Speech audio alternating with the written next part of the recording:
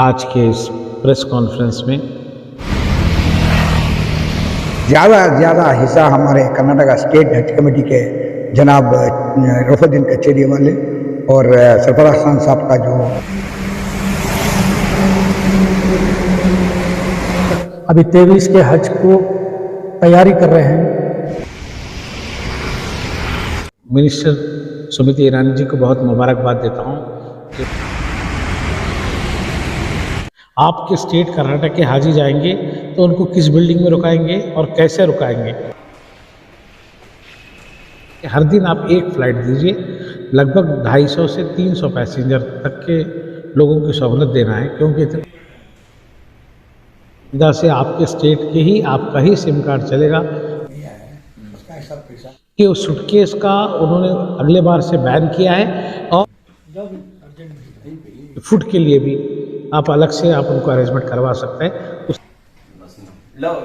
हाजी अपने बैग से अपने पास से कितना रियाल लेके जाना है लेके जा सकते हैं। आज के इस प्रेस कॉन्फ्रेंस में हमारे कर्नाटक स्टेट के हज कमेटी के मेंबर डॉक्टर जनाब कबीर अहमद साहब और मेरे साथ में मोइनुद्दीन साहब, चांद पाशा साहब, इस वजह से आज प्रेस कॉन्फ्रेंस बुलाई गई है कि 2022 का जो हज हुआ उसके बारे में डिटेल्स परसों 12 तारीख को हफ्ते के दिन दिल्ली में जो है हमारे सेंट्रल के मिनिस्टर श्रीमती स्मृति ईरानी जी पूरे स्टेट के हज कमेटी के चेयरमैन को और ईओ को बुलाए थे। उसमें जो है हमारे कर्नाटक स्टेट से मैं और मेरे ईओ जनाब सरफराज खान साहब इस मीटिंग में हाजिर आए। अल्हम्दुलिल्लाह बहुत अच्छे पैमाने पे वो मीटिंग हुई, क्योंकि इससे पहले जनाब मुख्तार अब्बास नकवी साहब जब मंत्री थे उस समय इस हज 2022 का आगाज़ हुआ था और हज के जितने भी लोग गए थे 2022 के मुख्तार अब्बास नकवी साहब के सदारत में गए थे। तो उस समय जो चीज़ें हुए और कोविड की जो महामारी थी, सऊदी हुकूमत का जो टारगेट था और शॉर्ट टाइम में हमें वीज़ा देना, तमाम चीज़ें बहुत ही कठिन थे। उसके बारे में जो है हमें उस मीटिंग में बात करने का मौका मिला। सबसे पहले मैं हमारे मिनिस्टर स्मृति ईरानी जी को बहुत मुबारकबाद देता हूं कि वो मंत्रालय हमारे माइनॉरिटी वेलफेयर और हज वफ़ का संभाले, और उनको मैं कर्नाटक स्टेट हज कमेटी की तरफ से बहुत मुबारकबाद देता हूं। उस मीटिंग में ये तय पाया कि जो 2022 में हज को गए हिंदुस्तान से, एक तो टारगेट कब मिला और दूसरा अरेंजमेंट्स का, इस चीज़ों पे बहुत ज़्यादा गौर किया गया। तो हमने हमारे कर्नाटक स्टेट का जो मसले मसाइल थे उसको हम उनके सामने रखे और मैडम जी ने बहुत अच्छा हमें रिस्पांस दिया और उस मीटिंग में भी हमें 2-3 बार बात करने का मौका दिया और हमारी 2-3 बार बात हमारे जनाब EO executive officer Sarfaraz Khan साहब बोले, उनकी बात को भी उन्होंने रिप्लाई में दिया है वहीं पे। एक तो हमने बताया कि सबसे पहले हमारा जो यहाँ से जो फ्लाइट जाने वाले जो एयरपोर्ट पॉइंट्स है उसमें एक तो बेंगलुरु था, दूसरा मंगलूर, हैदराबाद और गोवा। अब के सिर्फ बेंगलुरु से गए थे, तो हमने और 3 जगह बढ़ाने के लिए उनको बताए, जैसा कि मंगलूर, गोवा और हैदराबाद। उस बात को भी उन्होंने मुतमईन लिया है कि आइंदा आने वाले हाजी आपके इन तीनों जगह से भी जाएंगे। दूसरी बात, जो एयरक्राफ्ट का, जो यहाँ से सऊदी एयरलाइंस जो हमारे हाजियों को लेके गए थे, वो बहुत बड़ा मसला आया था, क्योंकि हर दिन 2 फ्लाइट 3 फ्लाइट उन्होंने किया था। तो उनमें भी उन्होंने चेंज करने के लिए बताया कि हर दिन आप एक फ़्लाइट दीजिए, लगभग 250 से 300 पैसेंजर तक के लोगों की सहूलत देना है, क्योंकि इतने लोग का अरेंजमेंट करना और बहुत कठिन काम हो जाता। तो उन्होंने भी उस बात को कबूल किया है और उन्होंने बताया है कि आइंदा आने वाले दिन में हम लोग फ़्लाइट्स के लिए भी आपको शेड्यूल चेंज करके देंगे और आप जो स्टेट वाले बताएंगे उस टाइम में हम आपका टाइम टेबल के हिसाब से शेड्यूल देंगे। तीसरी बात ये रही कि उन्होंने जो वीज़ा जो सऊदी का जो वीज़ा आता है बॉम्बे को, बॉम्बे से वीज़ा जो है हमारे पासपोर्ट जाता है, वहाँ से वेरिफिकेशन होके आता है। तो हम लोग ये चाह रहे हैं कि क्यों ना ऑनलाइन वीज़ा करें, जहाँ स्टेट वालों को दिए तो वहीं के लोग उसको वेरिफिकेशन करके वही पासपोर्ट पे वीज़ा लगाए, क्योंकि हम लोग पूरे पासपोर्ट जमा करके बॉम्बे लेके जाते हैं, फिर बॉम्बे में पासपोर्ट को वेरिफिकेशन करते हैं, फिर वहाँ पे उन्हें वीज़ा लगाते हैं। क्यों? जबकि आप ऑनलाइन इतना काम कर रहे हैं तो ऑनलाइन वीज़ा भी दे दीजिए हम स्टेट वालों को, कि हम लोग खुद वीज़ा लगा सकें। तो उस बात को भी उन्होंने कबूल किया है। इंशाल्लाह आने वाले दिन में वीज़ा भी जो है ऑनलाइन होगा और हर स्टेट वालों को वीज़ा की जो है परमिशन दी जाएंगे। तीसरा सबसे बड़ा मसला ये जो आया था ब्रीफकेस का, जो हमारे हाजियों को उन्होंने ब्रीफकेस दिया था, सूटकेस, वो सूटकेस में एक तो हमारे तमाम मेंबर्स, जनाब चांद पाशा साहब, मोइन भाई, कबीर भाई और भी हमारे जितने दूसरे मेंबर्स हैं, काफ़ी इसके पीछे काम करना पड़ा, क्योंकि सूटकेस उन्होंने दिए थे कि एक किसी प्राइवेट एजेंसी वाले को। उन्होंने हमारे स्टेट हाजी के, हर डिस्ट्रिक्ट के हाजी का लिस्ट उनके पास, उन्होंने कभी बागलकोट जाता है तो कभी बीजापुर, कभी बेंगलोर, कभी मैसूर, गुलबर्गा, रायचूर, तो काफ़ी तकलीफ हुई और हाजी ने ये समझा कि कर्नाटक स्टेट हज कमेटी वाले दे रहे हैं। हालांकि हमारा कोई रोल नहीं था, सेंट्रल हज कमेटी यहाँ वो ब्रीफकेस दे रही थी, और किसी को ब्रीफकेस मिला, किसी को नहीं मिला, देर से मिला, डैमेज हुआ, ये तमाम चीज़ें हमारे को झेलना पड़ा, हमको, हमारे मेंबर्स को, हमारे एग्जीक्यूटिव ऑफिसर को। क्योंकि आधी रात को कभी गाड़ी आती थी, हाजी लोग फ़ोन करते थे, फिर उसके बाद जो है उनको ब्रीफकेस पहुंचाना था। ये भी हमने मसला बताया कि सूटकेस के बारे में। तो ख़ास बात ये रही कि उस सूटकेस का उन्होंने अगले बार से बैन किया है, और उस सूटकेस जो एजेंसी वाला सप्लाई किया है उस पर इंक्वायरी बिठाई है उन्होंने। हमने उस पर इंक्वायरी करवाएंगे, और जो सूटकेस वाला टाइम टेबल पे नहीं दिया है उसके ऊपर हमने कानूनी जो भी कार्रवाई होती है वो कार्रवाई करेंगे, ये भी बात बताई। और उसके साथ साथ सिम कार्ड का मसला, जो हमारे हाजी को सिम कार्ड दिया जाता था, जो जैन के नाम से सऊदी अरब का सिम कार्ड जो रोमिंग में यूज़ होता, वो सिम कार्ड भी यूज़ नहीं हुआ है। काफ़ी हमारे हाजी लोग जो कर्नाटक के गए, यहाँ ही का सिम यूज़ किए, इंटरनेशनल रोमिंग ले करके उससे बात हो रही थी, जबकि वो जो सिम कार्ड दिए, सिम कार्ड यूज़ नहीं हुआ, और सिम कार्ड जो है काफ़ी लोगों को नंबर देने में तकलीफ़ हो गई, नंबर लेने में तकलीफ़ हो गई, काफ़ी प्रॉब्लम है। उसके बारे में भी मैडम ने बिल्कुल एक्शन लेने के लिए बताया कि मेरे हाजी के सिम कार्ड गए कहाँ। तो उसके ऊपर भी मैडम ने बहुत कठिन उन्होंने फैसला लिया है कि उसके बारे में मैं इंक्वायरी करवाऊंगी। आइंदा से आपके स्टेट के ही, आपका ही सिम कार्ड चलेगा, आप लोग ही उसके बारे में रोमिंग, हम यहीं से ट्रेनिंग में ही हम बता देंगे कि आपका मोबाइल नंबर को जाने से पहले कैसे रोमिंग आपको करना है, उसी आपके नंबर पे रोमिंग करवा के आपको जो है जाने देने की सहूलत करेंगे। उसके साथ साथ जो अजीज़िया में रखने का काम हो रहा था या और कोई बिल्डिंग में, तो उन्होंने ये बताया कि भाई अब तक वो सेंट्रल हज कमेटी के मेंबर्स, चेयरमैन जा करके अरेंजमेंट्स देखते थे, लेकिन आने वाले दिन में हर स्टेट का रिप्रेजेंटेटिव रहेगा। आपके स्टेट कर्नाटक के हाजी जाएंगे तो उनको किस बिल्डिंग में रुकाएंगे और कैसे रुकाएंगे, उसकी पूरी जानकारी आपको रहेंगी और आप खुद देखेंगे। और उसके साथ साथ फूड के लिए, खाने के लिए, अब कर्नाटक के लोग हैं, कर्नाटक के लोग को किसी और स्टेट का खाना मिलता है, खा नहीं पा सकते, तो उसके साथ साथ खाने के भी लिए उन्होंने अरेंजमेंट करने के लिए बताया कि आपके स्टेट से आप खुद जाइए, आप अपने हिसाब से कहाँ रखना है, किधर रखना है, कौन से बिल्डिंग में चॉइस करना है, हम आपको पूरा परमिशन देंगे, और आप अपने परमिशन के हिसाब से रहने का उनको अरेंजमेंट करवाना। उसके साथ साथ आपके फूड के लिए भी आप अलग से आप उनको अरेंजमेंट करवा सकते हैं, उसकी भी उन्होंने हमें आने वाले दिन में हज में इंशाल्लाह सहूलत उन्होंने दी है। और उसके साथ साथ जो मनी एक्सचेंज की बात होती थी, जो सऊदी के रियाल हमें दिए जाते थे हाजी को, तो वो रियाल के बारे में भी हमने बताया कि आपके सऊदी के जो भी यहाँ पे जो रियाल है वो हमारे को 2100 देता है। तो 2100 तो शुरू से उन्होंने 10 साल से 2100 रियाल ही दे रहा है, तो आपके जो है उन्होंने रियाल ना ही हम हज कमेटी की तरफ से कोई बैंक को रिप्रेजेंटेटिव करके देने लगाएंगे, वो जो दे रहा है वो देने नहीं लगाएंगे। आप खुद हाजी अपने बैंक से, अपने पास से कितना रियाल लेके जाना है लेके जा सकते हैं। तो पहले होता था कि भाई सेंट्रल हज कमेटी एक किसी बैंक को अपॉइंट करके, ये बैंक वाले आ रहे हैं, उनके पास से आप रियाल लेना है, और हम भी जो है आपके हमारा पैसा लेके हमारे को ही उन्होंने रियाल में देते थे, और उनके पास से क्यों लेना है, आप अपने नेशनल बैंक से, किसी बैंक से ले सकते हैं। तो रियाल के बारे में भी काफ़ी प्रॉब्लम हो रहा था। अब के आने वाले दिन में रियाल के लिए भी खुद हाजी अपने बैंक से सऊदी रियाल लेके जा सकता है, जितना उन पैसा लेके जाना है उतना लेके जा सकता है, उसमें भी उन्होंने छूट दी है। और हमने बोला है कि कर्नाटक के अंदर अल्हम्दुलिल्लाह ये जो बेंगलुरु का जो हज भवन है, उस हज भवन के अंदर काफ़ी डेवलपमेंट्स के काम बाकी है। ग्रांट के लिए हमने पूछा है सेंट्रल गवर्नमेंट से, वो भी ग्रांट देने की बात की है। और आने वाले दिन में शायद इंशाल्लाह आने वाले दिन में एक ऑल इंडिया हमारे हज कमेटी के चेयरमैन एग्जीक्यूटिव ऑफिसर्स का बेंगलुरु हज भवन में कुछ कॉन्फ्रेंस होने की कोशिश हो रही है, जिसमें मैडम स्मृति ईरानी जी और हमारे कर्नाटक स्टेट के सीएम आने के चांसेस हैं उस कार्यक्रम पे। और यहाँ पे एक हम लोग पूरे स्टेट का जो हमारा जो हज भवन है, ये हज भवन आप मैडम की ख्वाहिश रही, क्योंकि जब हम मैडम को प्रेजेंटेशन दिए हमारे हज भवन का एक मोमेंट हो, तो देख करके बहुत खुशी हुई। उन्होंने बताया कि नेचुरल ये हज भवन है, मतलब कर्नाटक का इसी तरह हज भवन है, तो क्यों ना एक बार पूरे स्टेट के हज के चेयरमैन को एग्जीक्यूटिव ऑफिसर को बुलाए और आपके हज भवन का एक उदाहरण दे, क्योंकि हर स्टेट में कर्नाटक के वैसा हज भवन बने। तो इंशाल्लाह आने वाले दिन में एक कॉन्फ्रेंस या एक कोई मीटिंग यहाँ पे हमारे हज भवन में होने के चांसेस है, जिसमें स्मृति ईरानी जी खुद लीड लेंगे। 2 दिन का रहेगा। तो हज भवन की भी हमारी काफ़ी उन्होंने तारीफ़ की है, बहुत मुबारकबाद दी है।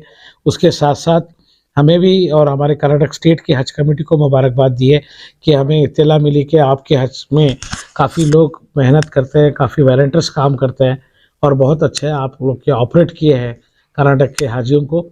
और हमारे कर्नाटक स्टेट के हमारे पूरे हज कमेटी के एग्जीक्यूटिव ऑफिसर को, चेयरमैन को, मेंबर्स को, सभी को मैडम की मुबारकबादी हमें मिली है, हम उनका शुक्रिया अदा करते हैं। और एक था कि वैक्सीनेशन का, जो वैक्सीनेशन जो हमारे पास दिए उन्होंने अपने खुद के डॉक्टर्स को अपॉइंट करा के, उसके बारे में भी हमारे सरफराज खान साहब बताए कि आप हर स्टेट वालों को दे दीजिए, वहाँ का medical education, health and family welfare उसको सब काम करके देता है। तो वो भी उन्होंने हटा दिया है। और इसके साथ साथ जो है अब आने वाले दिन में इंशाल्लाह 2023 का हज होगा, उसका एप्लीकेशन फॉर्म कुछ दिन में इस महीने के आखिरी वीक में इंशाल्लाह लॉन्च होगा। और उस एप्लीकेशन फॉर्म हम कर्नाटक स्टेट के हज कमेटी के तमाम मेंबर सब लोग मिल करके इंशाल्लाह उस एप्लीकेशन फॉर्म में बैंक्वेट हॉल में रखेंगे। सीएम साहब को बुलाने की कोशिश हो रही है और हमारे मैडम शशिकला जोले जी भी काफ़ी सपोर्ट कर रहा है कि वो भी एक काम हो रहा है, इंशाल्लाह वो भी होगा। और एक खादिमुल हुज्जाज, पूरे स्टेट के लोगों का ये बहुत बड़ा प्रॉब्लम था कि खादिमुल हुज्जाज का, तो खादिमुल हुज्जाज जो जाते 2 बार गए 3 बार गए वही हज को जा रहे हैं और वही रिपीट कर रहे हैं। स्टेट भी उनको रिकमेंड कर रहा है, सेंट्रल गवर्नमेंट भी एक्सेप्ट कर रही, और ये चाह रहे हैं कि हर स्टेट वाले गवर्नमेंट सर्वेंट को छोड़ के कोई एनजीओ वालों को भी आप खादिमुल हुज्जाज की ओर भेजाएं। इस बात पे मैडम भी जो है मैं मशवरा करके बोलती हूँ, बोले सेंट्रल मिनिस्टर, क्योंकि जो है गवर्नमेंट सर्वेंट को भेजाते हैं और जो हज करके आए उसी को भेजाते हैं। एक तो हमने बोला है कि फ्रेश हम ट्रेनिंग देंगे उनको, जो ट्रेनिंग हाजी को दिया जाती है, एक्सपर्ट लोग उन ट्रेनिंग में इनको खादिमुल हुज्जाज को हम अटेंड कराएंगे, वो ट्रेनिंग लेंगे, फ्रेश रहते क्यों नहीं, उन लोगों को आप चांस दीजिए खादिमुल हुज्जाज के लिए जाने के लिए। दूसरा एनजीओ वाले, किसी नॉन गवर्नमेंट ऑर्गेनाइजेशन वाले होता है, उनको भी आप चांस दीजिए। तो ये इसके ऊपर गौर करते बोल के मैडम ने बताया कि गवर्नमेंट सर्वेंट ही जाते थे, अब गवर्नमेंट सर्वेंट छोड़ करके एनजीओ वाले जिसे ट्रेनिंग दी जाएगी वैसे लोगों को भी शायद कोशिश कर रहे हैं कि हम लोग रिकमेंड किए हैं। और भी दूसरे स्टेट हज कमेटी वाले जैसा कि गुजरात वाले, महाराष्ट्र वाले, आंध्रा, तेलंगाना, ये तमाम स्टेट के लोग भी इस बात पे रिकमेंडेशन किए, मैडम के सामने मशवरा रखें कि भाई आप गवर्नमेंट सर्वेंट को छोड़ करके किसी एनजीओ वालों को और फ्रेश लोगों को खादिमुल हुज्जाज के लिए भेजाइए। इंशाल्लाह आने वाले दिन में मैडम वो भी मैं डिसीजन लेके करूँगी बोल के बोले हैं। इसके साथ साथ हमारे कर्नाटक स्टेट हज कमेटी में काफ़ी अच्छा जो है डेवलपमेंट्स का काम हो रहा है। हम हमारे पूरे मेंबर्स, हमारे एग्जीक्यूटिव ऑफिसर इंक्लूडिंग स्टाफ मिल करके इस बिल्डिंग को जो है हम लोग कॉन्फ्रेंस के लिए, बड़े प्रोग्राम्स के लिए हम लोग बिल्डिंग मूवमेंट में ला रहे हैं। इस बिल्डिंग काम में आ रही है, हमें एसेट बना है, एक इनकम एसेट हो रहा है। और आने वाले दिन में हमें यहाँ का ऑडिटोरियम हॉल रेडी कर रहा है, वो भी हम किसी कॉन्फ्रेंस के लिए, किसी फंक्शंस के लिए हम लोग रेंट पे देने की कोशिश कर रहे हैं। और भी जो हमारा मस्जिद का हॉल है वो भी हम लोग रेंट पे दे रहे हैं। नीचे का जो हमारा एयर कंडीशन का जो हॉल है वो भी किसी कॉन्फ्रेंस के लिए दे रहा है, रूम दे रहा है। तो काफ़ी लोग यहाँ पे इस्लामिक कल्चर वाले या एनजीओ वाले वो लोग आकर के इस बिल्डिंग को यूज़ कर रहे हैं और बिल्डिंग यूज़ हो रही है। देखिए अब हम लोग रेट अलग अलग रखे हैं। जैसा कि रूम है, रूम का पर रूम का रेट हम 3000 डिसाइड किए हैं। उसके साथ साथ हमारे पास जो मस्जिद का हॉल है उसका 50,000 रुपीज़ हमने रखा है। नीचे जो हमारा एक जो हॉल है 600 कैपेसिटी का जो बैठने का, उसको 35,000 रुपये रखे हैं। तो इस तरह से हम लोग रेंट पे दे रहे हैं कि लोग अपने जो भी गैदरिंग फंक्शंस, ज़्यादातर तो Islamic culture program, Islamic program ही हो रहे हैं। अभी लास्ट टाइम में जो है हमारे अशरफी साहब का कॉन्फ्रेंस 2 दिन का रहा, और उसके बाद एनजीओ वाले उनका 1-2 दिन का कॉन्फ्रेंस रहा, वो लोग भी हमारी बिल्डिंग यूज़ किए। अभी आने वाले दिन में शायद जनवरी 21 या 22 को जमात इस्लामी हिंद वालों का एक बहुत बड़ा 2 दिन का यहाँ कॉन्फ्रेंस होने जा रहा है। अल्हम्दुलिल्लाह हम उनको भी दिए हैं, और भी दूसरे लोग भी हमें पूछ रहे हैं कि भाई हमारे फंक्शंस कॉन्फ्रेंस के लिए, तो अल्हम्दुलिल्लाह और ये हमारा हॉल रेडी हो जाएगा 1 महीने भर के अंदर, वो भी इस्तेमाल में आएगा। और इस साल जो 2023 के जो हज को जाने वाले हैं उनका भी एप्लीकेशन फॉर्म इंशाल्लाह इस मंथ की लास्ट वीक में स्टार्ट होगा, और पूरे हम लोग तैयार हैं। और उसके साथ साथ रेट भी कुछ कम होने के चांसेस है। जो पहले जो कोविड में जो रेट रहा 4 लाख का, तो उसमें भी मैडम भी बोल रही कि आज के लोगों को रेट कम मिल सके, क्योंकि काफ़ी चीज़ों में रेट कम करने की कोशिश कर रहे हैं उन्होंने। और दूसरी बात, वहाँ पे सऊदी अरब में हमारे हाजियों को अच्छी से अच्छी फैसिलिटी मिले, ये मैडम की कोशिश है। और नरेंद्र मोदी जी की भी यही कोशिश है कि हमारे इंडिया के लोगों को दूसरे कंट्री के लोगों को जैसा बेनिफिट, जैसे सहूलतें देते, वैसे उनसे ज़्यादा इंडियन पिलग्रिम्स को सहूलत मिलना चाहिए। मैडम काफ़ी इंटरेस्ट और काफ़ी जोश से उन्होंने काम कर रहा है, और अल्हम्दुलिल्लाह आने वाले दिन में हम लोग भी स्टेट हज कमेटी, हमारे तमाम मेंबर्स सब इस काम में जुड़े हुए रहेंगे। महीने के आखिर में जो है एक तो फॉर्म रिलीज होंगे, और पूरा वगैरह कब होगा इसका क्या विषय? पहले एप्लीकेशन फॉर्म होगा, फिर उसके बाद हमारा जो टारगेट है टारगेट दिया जाएगा, टारगेट के बाद फिर खुरा होगा। क्या है सर, इस बार कोटा का कुछ ऐलान हुआ है? हमने बोला है कोटे को बढ़ाने के लिए, तो अभी कोटे का कोई अनाउंसमेंट नहीं हुआ है, जैसे होगा वो इत्तेला हमें करेंगे। जो रियाल जो है 2100 देते थे पहले, तो उसमें क्या कोई चेंजेस लाए? नहीं, चेंजेस किया ये इतना ही देते। नहीं, रियाल देखिए 2100 जो रियाल देते थे वो तो कंटिन्यू रूटीन था। तो अभी क्या है, वो रियाल मुझे जहाँ तक ख्याल है, अभी मैडम जो बोल रहे थे, हम लोग रियाल देने नहीं लगाएंगे, आपको बैंक बता देंगे आप कितने रियाल लेके जाना है लेके जाइए, उसी रियाल के पैसे आपका जो अमाउंट भर रहा है उस पर रिडक्शन कर देंगे। उन्होंने 2-3 अमाउंट रिडक्शन करने की कोशिश कर रहा है। एक तो आपका रियाल का अमाउंट रिडक्शन होगा, दूसरा आपका ब्रीफकेस का जो चार्जेस लगे वो कट हो कम हो जाएगा, कोई टेस्ट वगैरह है वो कट हो जाएगा। उन्होंने खाली बता रहे थे कि हम ना हाजी को सिर्फ फ्लाइट का टिकट, वीज़ा और वहाँ का जो अकोमोडेशन है, हम 3 ही चार्ज करेंगे, दूसरा हमें कोई पैसा चार्ज करने की ज़रूरत नहीं, क्योंकि हाजी को कम लगेगा। हाजी को कितना पैसा लेके जाना है, पैसा लेके जाने दीजिए। हाजी को जो है कोई 21 रियाल लेके जाता है, कोई 50 रियाल, जितना लेके जाना है, उससे हम कोई इंटरफेयर नहीं हो जाएंगे। वहाँ की ज़रूरत के हिसाब से लेके जाना। हाँ, ज़रूरत के हिसाब से, और छूट है कितने भी रियाल लेके जाने की छूट है, उसको कोई पाबंदी नहीं है। ये एक सिस्टम बना था, उस सिस्टम को उन्होंने हटा रहे हैं क्योंकि हाजी को तकलीफ ना हो। मरकजी हुकूमत के सामने आपने एक डिमांड रखा है ग्रांट्स के बारे में, क्या इससे पहले ग्रांट्स मिलता था क्या? ग्रांट्स इससे पहले हमें जो हज भवन बनाया था उस पर हमारे को ग्रांट मिला है, मैं समझता हूँ 5 करोड़ के आसपास इस हज भवन ग्रांट मिला है। और हम लोग को एवरी हाजी को मेंटेनेंस के लिए कुछ ग्रांट्स देता है लोग, एवरी पर हाजी को सेंट्रल गवर्नमेंट से हमें ग्रांट देता है, जो नॉमिनली ग्रांट्स होता है। जो ग्रांट्स पूछी जाते हैं वो किसके लिए? अब हज हाउस के लिए, जैसा कि हमारा मंगलूर में हज हाउस है, अब अभी गुलबर्गे में इंशाल्लाह अल्हम्दुलिल्लाह कुछ दिन में वहाँ फाउंडेशन डालने वाले, इंक्लूडिंग बैंगलोर के लिए भी हम लोग पूछा है। इस हज भवन में भी काफ़ी और काम बाकी है, आप ग्रांट्स दीजिए बोल के बोला। इंशाल्लाह मैं मीटिंग करके उसके बारे में भी बात बता। पहली बात, हमारे रफुद्दीन कचहरी वाला हमारे चेयरमैन साहब आईओ सरफराज खान साहब को मैं तहे दिल से, हमारे जितने भी हज कमेटी मेंबर है उनको मैं ये करता हूँ कि शुक्रिया अदा करता हूँ, हमारे तमाम हज कमेटी मेंबरों से। तो इन दोनों को भी जो है मैं शुक्रिया अदा करते हैं, इसलिए कि इन्होंने जो है पिछले हज कमेटी में जो हमारे सामने जो हुआ है मैं भी मौजूद था, तो बहुत दिक्कत होना हुई, इतनी दिक्कत हुई, इतनी परेशानी हुई। तो इसलिए तो हमारे यो सरफराज खान साहब जो है, इन्होंने बताया कि मैंने नेक्स्ट इंशाल्लाह अगर दिल्ली में मीटिंग हुई तो ये पूरा जो है मैं सब्जेक्ट में रखता हूँ करके हमारे से नंबरों से वादा किए थे। ऐसा पूरी तरह से हमारे चेयरमैन साहब यो सब गए और वहाँ के कामयाबी जो है मीटिंग हुई। और सबसे बड़ी बात क्या है, जो यहाँ के जो मांगे जो करना था, जो हमने दिक्कत परेशानी हुई, उसका सामना हुआ। तो जनाब सरफराज खान साहब, स्मृति ईरानी जो मिनिस्टर है और चेयरमैन साहब है, उनसे गुफ्तगू बहुत अच्छी तरह हुई। पूरा स्टेट, जितने भी स्टेट है वो तमाम स्टेट के भी लोग वहाँ चेयरमैन आए हुए थे।